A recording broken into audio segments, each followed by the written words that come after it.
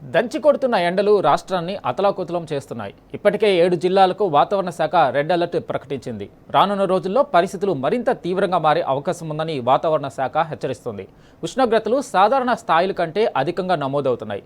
ప్రజలు అత్యంత అప్రమత్తంగా ఉండాలని అధికారులు సూచిస్తున్నారు. మరోవైపు ప్రభుత్వం తరపున ఎక్కడ కూడా చలివేంద్రాలు ఏర్పాటు చేయలేదు. మరింత సమాచారం మా ప్రతినిధి అరవింద్ అందిస్తారు. నగరంలో ఇప్పటికే ఎండ తీవ్రత కూడా గరిష్ట స్థాయిలో ఉష్ణోగ్రతలు కూడా నమోదవుతున్నాయి. సుమారుగా హైదరాబాద్లో 39 నుంచి 41 డిగ్రీ సెల్సియస్ ఉష్ణోగ్రత కూడా నమోదవుతుందంటూ కూడా వాతావరణ అధికారులు హెచ్చరికలు కూడా జారీ చేశారు. మధ్యాహ్నం సమయం అయితే కూడా బయటికి రావాలంటే కూడా ప్రజలు జనుకుతున్నారు. మనతో ఇంకా కొంతమంది వ్యాపారులు కానీ అటు జనాలు కానీ ఉన్నారు. వారిని అడిగి తెలుసుకుందాం. కనీసం ఒక్క దగ్గర కూడా చలివేంద్రాలు కూడా ఎక్కడ కూడా కనిపించే పరిస్థితి కనిపిస్తుంది. మనతో ఇక్కడ వ్యాపారులు ఉన్నారు. వారిని అడిగి తెలుసుకుందాం. బాగా కొడుతుందన్న ఎండ, చాలా ఎక్కువగా ఉన్నది. ఎండ వల్ల అసలు పబ్లికే బయటకు వస్తారు. పబ్లిక్ ఉంటేనే మాకు గిరాకు వస్తుంది. దానివల్ల గిరాకు కూడా లేదు. ఈరోజు మేమైతే 8 o'clock ఓపెన్ చేస్తాం. మేము అప్పటి నుంచి ఫుల్ ఎండ ఉంది. ఈ 2-3 రోజుల నుంచి ఎండ బాగా కొడుతుంది, కానీ ఈరోజు బాగుంది. ఇంకా దానివల్ల పబ్లికే బయటికి లేదు. ఇప్పుడు సండే అని కూడా పబ్లిక్ బయటికి లేదు, గిరాకే అసలు లేదు. మట్టిగా కూర్చున్నాం మేము అంతే. ఎండ వల్లనే పబ్లిక్ బయటికి వస్తలేదు. పబ్లిక్ వస్తేనే మాదేమన్నా గిరాకీ నడుస్తుంది, లేకపోతే మా గిరాకీ ఏడు ఉంటుంది. ఎండ బాగా కొడుతుంది. 8-9 నుంచే చాలా ఎండ వస్తుంది. ఈ మధ్య 36-40 డిగ్రీస్ నుంచి ఎండ పెరిగిపోతున్నది. అందుకే ఎవరు పబ్లిక్ బయటికి రావడం లేరు. నేను ఎంఎన్ఆర్లో చదువుతున్నా. చందానగర్ లింగంపల్లి సైడ్ ఉంటా. మా ఇంటి దగ్గర నుంచి ఇక్కడానికి రావడానికి చాలా ఎండ కొడుతుంది. धूप में दिमाग हाई से भी ख़राब हो जा रहा. घड़ी घड़ी पानी की प्यास लग रही. ये मुसीबत उठा रहे गैस के लिए. खाना नहीं, पानी नहीं, खाली गैस के पीछे, कारोबार नहीं, कुछ भी नहीं, खाली लाइन में ठहरना पड़ रहा. बहुत धूप है. धूप को तो देख नहीं सकते. हाथ चमक रहे धूप से हाथ चमक रहे सर. ఎండ జబర్దస్త్ ఉంది సార్. ఈ వారం రోజులకలే ఎండ చాలా బాగా ఎక్కువ కొడుతున్నాయి. మాకు చెట్ల కాడుకొని కూడా చాలా ఇబ్బంది ఉంది.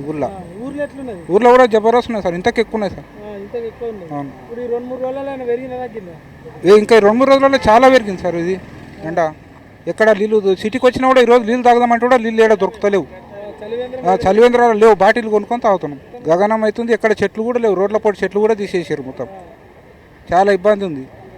ఈ రేవంత్ రెడ్డి అక్కడక్కడ చల్లనీళ్ళు పెడితే బాగుండే. ఎక్కడ చల్లనీళ్ళు తాగదామన్నా కూడా లేకుండే. ఇంతకుముందు కేసీఆర్ ఉన్నప్పుడు ఏడవైనా చల్లనీళ్ళు బాగా దొరికినాయి. ఇప్పుడు కేసీఆర్ పోయినాక చాలా ఘోరం ఉంది సార్. చలివేంద్రాలు కూడా లేవు. ఊళ్ళల్లో కూడా చాలా ఇబ్బంది ఉంది. మాకు భగీరథ నీళ్ళు కూడా సరిగా వస్తలేవు.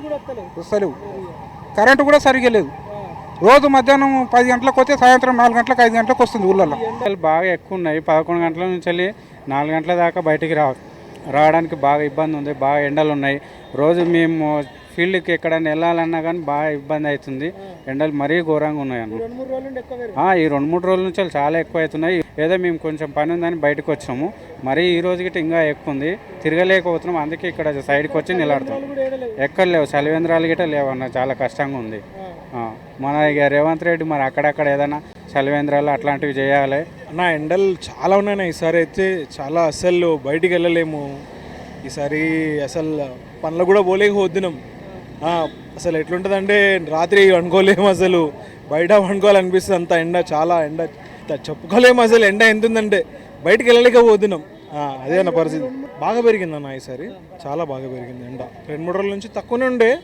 ఇంకా ముందు నెక్స్ట్ మంత్కి చాలా ఉంది అంటున్నారు. కష్టమన్న అసలు ఎండ. మధ్యాహ్నం బయటికి వెళ్ళలేకపోతున్నాం. సాయంత్రం రావాల్సి వస్తుంది మనకు. జర్ర నీడ వస్తే సాయంత్రం రావాలి మనం. లేవు అసలు. చెట్లే లేవు కదా మన దగ్గర. మెయిన్ చెట్లు లేవు నించోడానికి. మొత్తం రోడ్డు ఎండ బాగా అయిపోయినాయి. చెట్లు మొత్తం కొట్టేస్తారు. చెట్టు కింద నించుందంటే నీడ దొరకలేదు మనకి. అది పరిస్థితి. ఎండ తీవ్రత కూడా విపరీతంగా కొడుతుంది. అటు మధ్యాహ్న సమయంలో కూడా బయటకు వచ్చే పరిస్థితి కూడా లేదంటూ ఒకవైపు ఏమో అటు ప్రభుత్వం తరపున పెట్టాల్సిన చలివేంద్రాలు కూడా ఎక్కడ కూడా కనిపిస్తలేవు. అటు ప్రభుత్వం ఆలోచించి ప్రతి ఒక్క దగ్గర కూడా అటు చలివేంద్రాలు పెట్టాలంటూ కూడా వాళ్ళు ఇప్పటికే తెలియజేస్తున్నారు. ఏదేమైనప్పుడు కూడా తెలంగాణ రాష్ట్రంలో రానున్న 5 రోజుల పాటు గరిష్ట స్థాయిలో ఉష్ణోగ్రతలు కూడా పెరుగుతాయి. కనీసం 2 నుండి 3 డిగ్రీ సెల్సియస్ కూడా ఉష్ణోగ్రతలు పెరిగే అవకాశాలు ఉన్నాయంటూ కూడా ఇప్పటికే వాతావరణ అధికారులు హెచ్చరికలు కూడా జారీ చేశారు. వీడియో జర్నలిస్ట్ వంశీతో అరవింద్, టీ న్యూస్, హైదరాబాద్.